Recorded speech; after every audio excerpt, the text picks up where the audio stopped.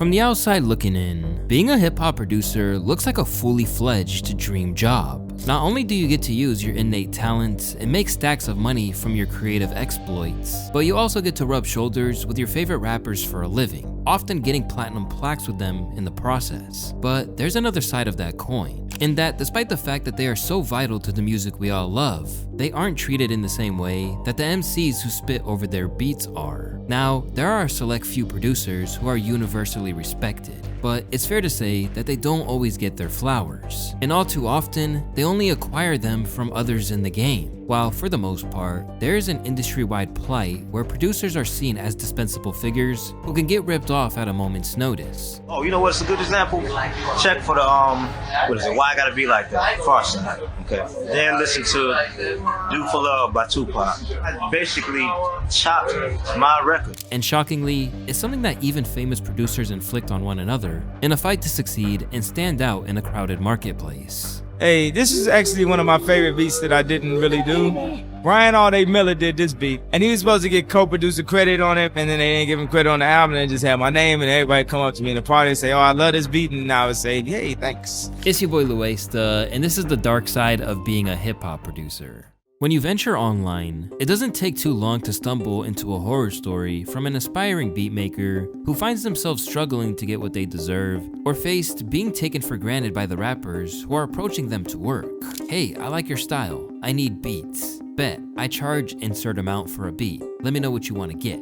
Oh word? I'll hit you up Friday when you get paid. 19 out of 20 times goes ghost. Had a couple of friends who only came over when they needed their YouTube beats recorded over. Did a whole album for them. And when I wasn't recording for them, they were getting on my ass like, yo bro, gotta get this shit out man, the fans. Fuck you, actually come hang out and chill. I'm not your slave. Now, these are stories from producers on the come up, trying their best to turn a profit out of a passion. So you'd figure that once you got a little name recognition, these producers were suddenly protected from all of these issues of being mistreated, lied to, or straight up stolen from. But the truth is that it happens all the time and in a whole variety of forms, some of which are only coming to the forefront in the technologically advanced era we're in today. But one issue that's been happening for years is disputes over credits on a song. These can rage on for years, with producers often having to fight a major label machine for the money or mention that they rightfully deserved. There are a whole host of ways that producers can be screwed out of these, but perhaps the most egregious of all comes when someone hears what you're doing and simply steals it outright. This is something even legendary producers like Pete Rock know the sting of all too well, with the cyclical behavior of one of hip-hop's most infamous execs robbing him of his rightful place of an all-time classic. As Pete recalls, he had sampled the legendary track Juicy Fruit from M2Me and let Puff hear his creation as it was playing in his home studio during a visit. And after hearing it, Diddy teamed up with Poke of Bad Boy's Trackmasters and remade the same beat. Afterwards, Pete discovered he had been robbed, but was given a remix on the single. And I was making the beat because I knew they were coming, but I didn't know that he would like that beat. At that time, I was a little wet behind the ears, so I didn't get the proper credit I should have got. But at the same time, you know, I did do the remix, and you know, I do tell people that the original belongs to me too. You know, the whole idea, the whole thing. Right, so, right. Yeah, rest in peace, B.I.G. Despite how flagrant this was, Pete remained level-headed about it and simply maintained that he wasn't going to be stuck with the consultation prize. I did the original version, but didn't get credit for it, he explained. He heard that shit and next thing you know, it comes out. They had me do a remix, but I tell people, and I will fight to the end, that I did the original version of that. I'm not mad at anybody, he told Wax Poetics. I just want the correct credit. Y'all just can't be robbing me. If you don't do the work, I'ma expose you. But in a testament to how hard it is for producers to get what they're due, even a legend like Pete Rock still hasn't been able to get this situation rectified to this very day. As when it comes to dealing with a label or an artist's lawyers, it's often your words against theirs. Even to this day, the same thing can occur, with producers not receiving the correct royalty figure out of major hits. A prime example of this is Jimmy Duval, a beatmaker who sued a late rapper's estate for over $1 million, proclaiming that it is important to note that as as the producer behind Look at Me, an inarguable platinum hit, I was removed from all credits, which in turn meant that all rights and royalties owed to me were immediately averted. It goes without saying that everyone deserves credit for their contributing works. My friend is no longer with us, and I'm only asking to remain a part of the legacy that we created together with Look at Me. In the process, he wound up getting countersued by X's mom, leaving him in limbo and trying to get what he felt he deserved. That pretty much, without the consent of any of the creatives involved, they signed the publishing off to the sample at some point, his legal team. Because it ain't between me and X. Like, people like me and X, I don't deal with this shit. You know what I'm saying? Like, it's obviously not gonna be me that figures out that this big problem exists in the publishing, but it's really the copyright for the record. Okay. So if you do something like you create that record, you own what you've done on the record, right? And if you're not gonna own it, you at least are gonna go into some kind of discussion or legal go through where it's gonna be decided you don't. But it can't just be given away by some random lawyer behind somebody else. When you go to make a publishing deal, correct? If they don't know that, if you say, yeah, I made this track, but you don't have evidence of you making that track, they can't really... Oh, sorry, you can have evidence, like, I'm already going through something like that. You know what I'm saying? Where, like, there's other people involved that are coming to me like, yo, what's going on? Like, and I'm like, yo, like, I have the proof I made the track. You know, I even have stuff that says I own the track. But there's this, you know, at some point in time, unbeknownst to me, this transaction occurred. So now that's what we're dealing with. Sometimes the apparent erosion of a producer's role in an artist's development can go even deeper. According to Jeremy Rose, he alleged that he had a role in molding the sound that would later become known as The Weeknd's signature aesthetic, only to have his contributions wiped. Apparently, Jeremy asked him if he wanted to work on something. I had this idea for a dark R&B project. Abel seemed to suit the project. When I met him, I heard some of the stuff that he was doing. It was called The Noise. They were a straight kind of R&B, just really light. And I was just like, oh, f that shit. No man, let's talk about fucking and getting too high and trying to f bitches and it not working out. Let's get really grimy about it. Reportedly, Tesfaye wouldn't respect his opinion or pay him,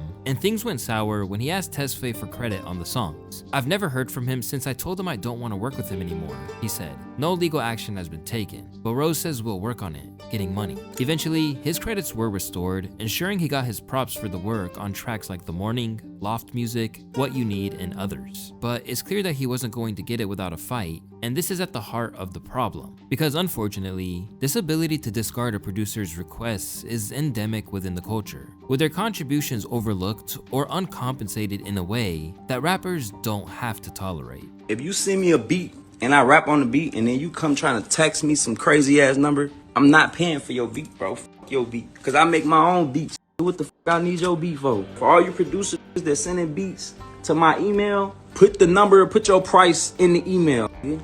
Don't come after the song come out talking about you want this money, you want that, cause you ain't gonna get it, nigga. Despite the fact that he literally makes beats, attitudes like Soulja Boy's are very prevalent, as unfortunately, it's one side of the music industry where it seems like payment is treated like more of an option rather than a right. And for Soulja, he found out the hard way that producers aren't willing to tolerate that, with various projects being pulled for copyright claims from creatives who said they weren't paid for their work. Due to this pronounced mentality in the industry, people such as Bobby Shmurda have always tried to push projects out without getting the proper permissions from those who worked on it. I done made over $500,000 for the year. It can't be that bad outside, my nigga. I'm trying to drop my project, but these is asking me clearances, and these fucking producers is asking for some crazy shit. I don't know what rumors is going around. They think like, oh, Bobby just dropping bags, this, that, whatever. I'm not giving niggas no fucking $10,000, $8,000 for no fucking producer song. But while these situations are in which producers manage to halt the music from coming out ahead of time, there are plenty of occasions where they are strong-armed by big artists who use their output in ways that don't consent to or haven't been paid for. A little while ago, Ye took to his constantly controversial X account to complain about a music industry professional trying to get what he felt his clients were owed. Free Maiden tried to charge me $3 million for beats from people I showed how to make beats to, Ye wrote, adding in a shrug emoji directed at managers. And while he painted this as some form of extortion, the producers in question, Boogs and Brian, revealed that they hadn't gotten a thing for what they did. He owed us money for almost 3 years now, has refused to pay, yet keeps stealing our work, said the text, which also claimed that lawyers are getting this taken down within the hour. This isn't the only issue producers have faced when it came to Kanye's long-aborted record. ATL Jacob was also left scratching his head over the whole STEM player rollout, especially when it came to how royalties were supposed to work. Everybody was confused, like how we get paid. Were you confused? Yeah, I'm still confused. Like, if he banned for STEM player now, how we get paid?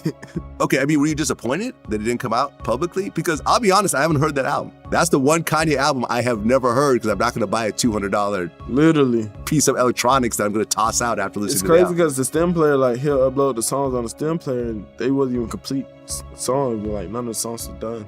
He was just uploading demos. Really? Yeah. Now, naysayers might question why people don't come out and voice their displeasure straight away. But when you're dealing with someone like Kanye West, there's always the problem that you're burning bridges with a big artist in the game, and thus, it might lead to you getting blackballed. On other occasions, it can lead to beef, such as when Drake tried to force his way onto Metro's Heroes and Villains record. Really, it was a song I had did with Travis and Thug originally for my album. I was just in the studio with Drake one time because we were going to do some stuff for my album, and he just wanted to hear some songs from my album. Then he heard that one and really wanted to get on it. But like, I was letting him know that he was really just done for real, and I was really just set on how it was. I was like, bro, I ain't even trying to sell you no dream. Like, it's really like just locked in. I'm locked in where it was. But he hit me and was just like, man, let me see if it's just anything he could add to it. And he was like, if you don't like it, then whatever. So he did some stuff. A couple parts was cool, but like, I just felt like just even with like Slime verse and Trav verse and the outro, it was just already like, it just really wasn't no room.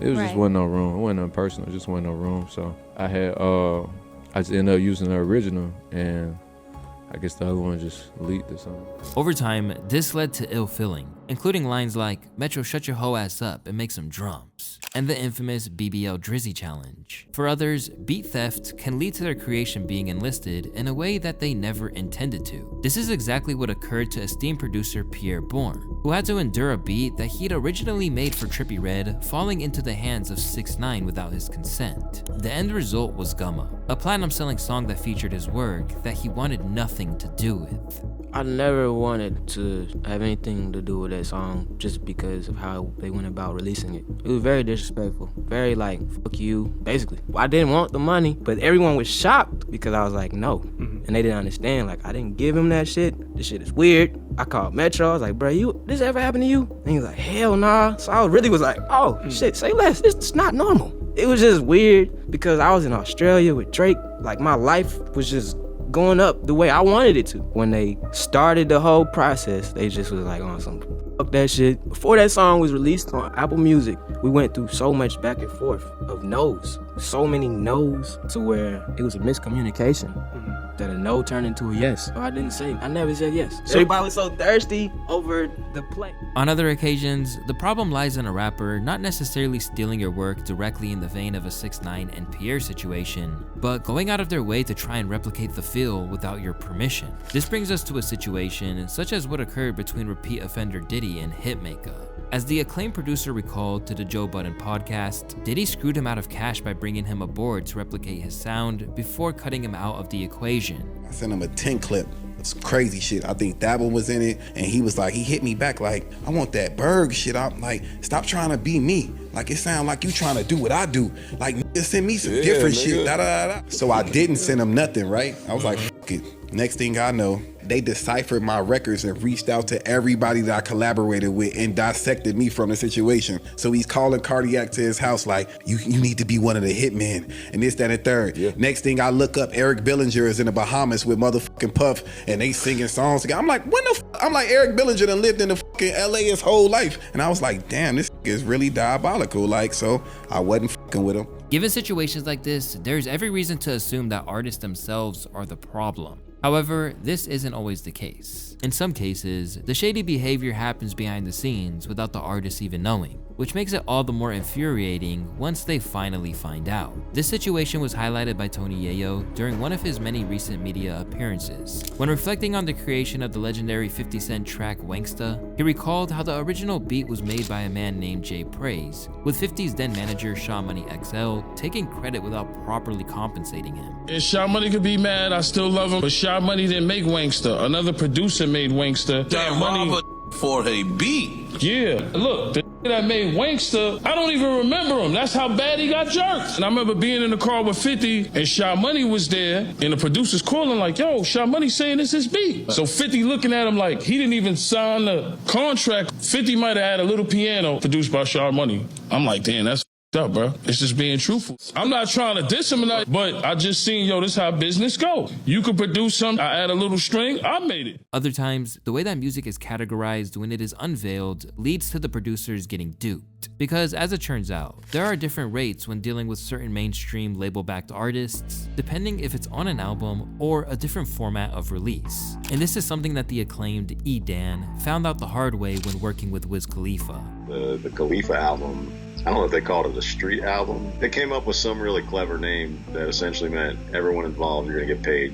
half what you normally do. It's a thing. I mean, I've seen it happen really more often in the last few years. Anything to save a buck for these labels. Clearly, there are a whole host of ways in which labels or other professionals in the industry can sneakily withhold money from producers. But there are times when a producer can challenge what's gone on and have positive resolutions. A recent example of this came in the form of a dispute between Mexican OT's team and Kyle Beats over his platinum-selling track Johnny Dang. According to Kyle, the track had been out using his friend Derez's loop for 11 months prior to him even realizing. Yet once he realized how big the track was, it led to a campaign to get his friend credited for it. So apparently there's a song by the Mexican OT that uses one of my loops from the Nightmare drum kit, I think. One of my free drum kits. You know what? I don't even recognize the loop. Oh my God, dude. That's the fucking melody, dude. You know what, dude?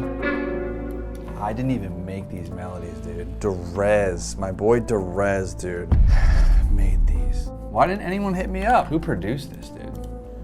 Toby Ali, Jonah Abrams, and Johnny Snipes. But where's Derez? After a little back and forth that would restore your faith in the music industry, they got what they were looking for. The loop for Johnny. I'm gonna say, hey, the loop for Johnny Dang was from a pack of mine. Nobody cleared it with me before I went out. Here's my number. I don't know, dude. I know in the past I've seen people that just get screwed. So I just want to approach this in a way where it's not like I'm coming for their necks. It's like, hey, this is our loop. Nobody cleared it with us. Nobody got paid. Nobody got credited. The song just went platinum and we got nothing, bro.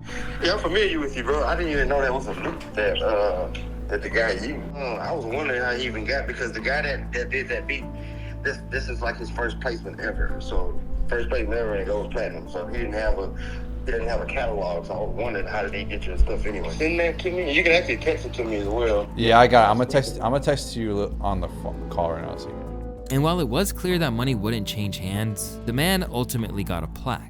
Put it like this, Kyle. I'm honestly on your side, because I've been in your situation. You know what I'm saying? And I know how that is. And like it wasn't just with a platinum record. It was with a 5 times platinum record. You know what I'm saying? So I lost out on old school. That's one thing about me, to ever do that to another producer. And if you're wondering if Derez got paid or not, well, no. This pack was originally released through a website I had called Pure Sound, where it was labeled as completely royalty-free. Due to the fact that the loop was released as part of a free pack, it ensured that there was no need to pay a fee. But it is a situation which highlights how easily someone's intellectual property can be taken in the internet world without anyone even realizing. But how do we police this? And is there any way for producers to protect themselves from the prospect of theft that'll leave them robbed of the acclaim or cash that's rightfully theirs? Well, the big problem with that is that there's no industry standard across the board. Every producer is an independent contractor in a sense, so this makes them seem far more dispensable in the eyes of the labels and artists alike. Because of this open disdain for them, Sonny Digital put forth the concept of a union. I got a real legit question. Why don't producers get nominated for shit? And we do all the fucking bass work and shit though. Don't get no awards, don't get no recognition. All the artists just sweep up everything. You dig what I'm saying? That shit crazy as hell, bro. Y'all need to start respecting the producers a little more. Big and small, in between. It don't matter. They all making all the sounds to this shit though. You take the beats off them vocals, then y'all know them shit's gonna sound like shit. Man, these niggas out here making these fire-ass beats and shit though. If y'all don't show respect or showing love though, they ain't gonna keep on doing this shit. I'll put the inspiration there for them.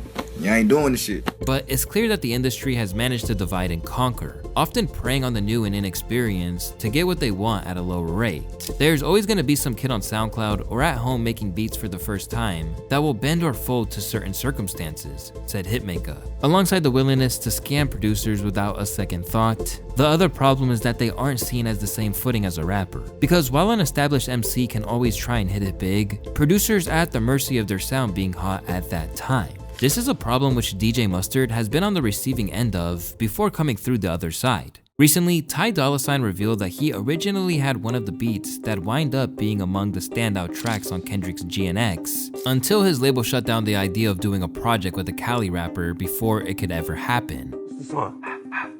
Reincarnated. And that Squabble Ups? This one, Hey Now Say Now, right? This beat was my beat. Oh, word? Me and Mustard were working on an album together. We did a whole album together. The shit was hard. There was a song on the album with that same beat that I did called 5 in the Morning. I didn't drop it. And Why? now I didn't drop the album because at the time the label gonna tell me, you know what? Mustard's not hot right now. Maybe you need to do some. I swear to God. That's crazy. Think about their money first and foremost. Yeah, Not I get thinking how it about works. the creativity. A year later, his label would have much preferred that he teamed up with Mustard than Ye. And this is indicative of how your buzz is dependent on your connection to others at that time. Because let's face it, Mustard doesn't get a Heinz collab or Mustard doing 18K. I'm not saying it's amazing. Do I think it's like super bad? No. This, in a nutshell, is at the heart of the dissonance when it comes to what producers mean to the music industry. Because while they are treated as irrelevant, all the evidence that they're important is right there in front of us. Producers and engineers are crucial to an artist. Doesn't matter how good you rap or sing. Your beat selection sucks, it's over. Still, even a legend like Babyface, who has literally helmed iconic tracks by everyone from Beyonce to TLC, has to face being treated like a second-class citizen compared to mainstream artists. This new trend that we're seeing in R&B, where we're seeing more of a fusion, we're seeing people blend the genre with pop, blend the genre with hip-hop and rock as well. Yes, I think it's interesting. Chapel. You guys want to do that? Go do that. So sorry, baby. I'm so sorry. Hello, how's it going, Chapel? Hello. How are you doing music interviews and do not know that pop/R&B/rap was fused before by this man? No matter how far you get in the game, there's always the chance that you're going to face some major issues that resemble those that the new upstart producer might face. Not too long ago, DJ Pain One, a man who has worked with Jeezy, Lil Baby, Ludacris, Nipsey Hussle, Polo G, Public Enemy, and Yo Gotti among others, claims that the transactional nature of the job is the problem. People love to shame producers because producers are in customer service. Think about it, every other customer job. I love that you brought up customer service. Every other customer service job out there doesn't have to be music producers. Anyone who's selling a product and communicating with potential buyers of that product, they're the most shit on people in any career field. Just part of American culture. On the one hand, producers, we're creatives. On the other hand, if we're selling beats online, then we become our own customer service representatives. Over time, he's even faced issues like stolen beats, but he claims that it's not enough for him to become discouraged. This is why I don't upload my beats anymore. Now that's your choice. I just think it's the wrong choice. You're limiting yourself. You're cutting off all of these potential income streams and you're hiding your music from the world. Now, don't use my situation as an excuse to give up on your dreams. Look, I filed DMCAs against the person who stole my beats and within a day, his entire catalog was wiped from the internet. I mean, it took a little time, but I handled it and I'm fine. I love my career. I love making music. Life is good. I've never in a million years gonna let something like this stop me from releasing my music to the world. Because while it would be easy to get focused on the countless negatives, there are times where the hustle pays off. Just look at someone like YoungKio, a young producer from the Netherlands, who is now responsible for the biggest song of all time after Lil Nas X bought his beat online. The common story was that he sold Old Town Road for $30, implying he missed out on millions. But YoungKio maintained that this was a misconception and cleared up that he was on top of his business. Can you clear up the misconception? Because I think a lot of producers are like, yo, he sold the beat for $30, and they think that's all. Yeah, everybody be saying like, oh, he doesn't make money off the song and stuff like that. But there's a difference between selling and leasing.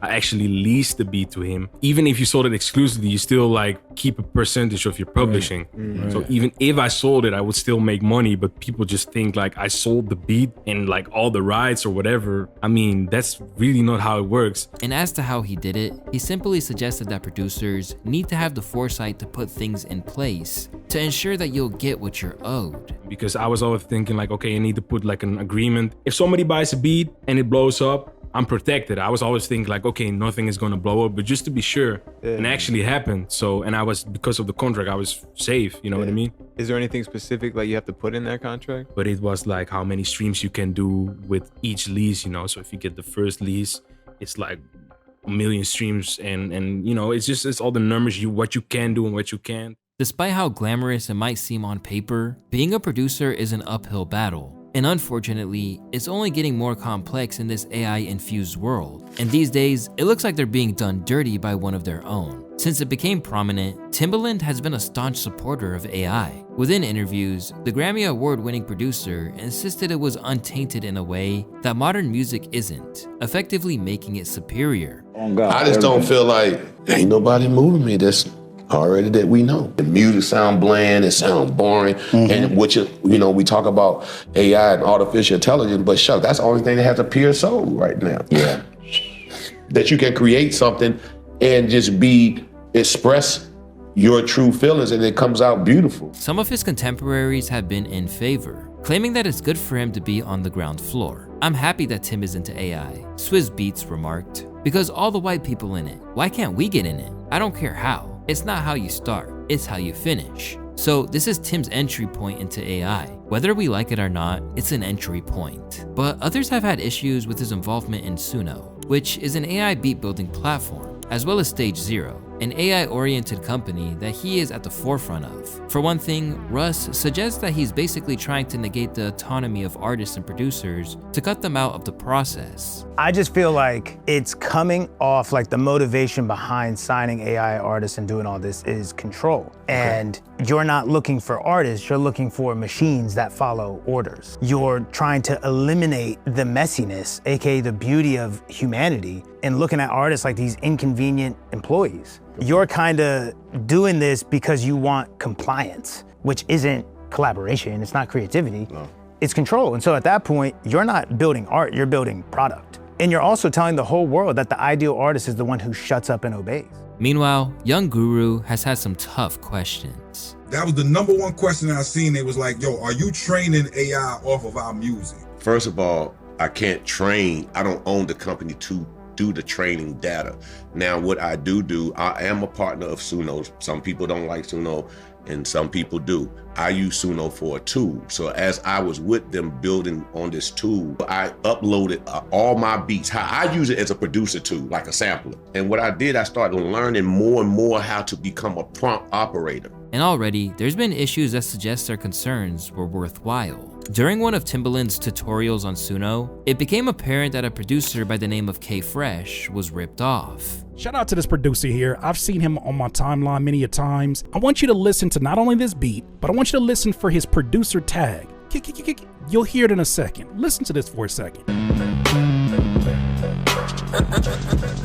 You heard that? Pay attention to that. This is a beat that says in the title, Timbaland makes a beat with Suno AI. Listen to this beat for me and you let me know what you hear.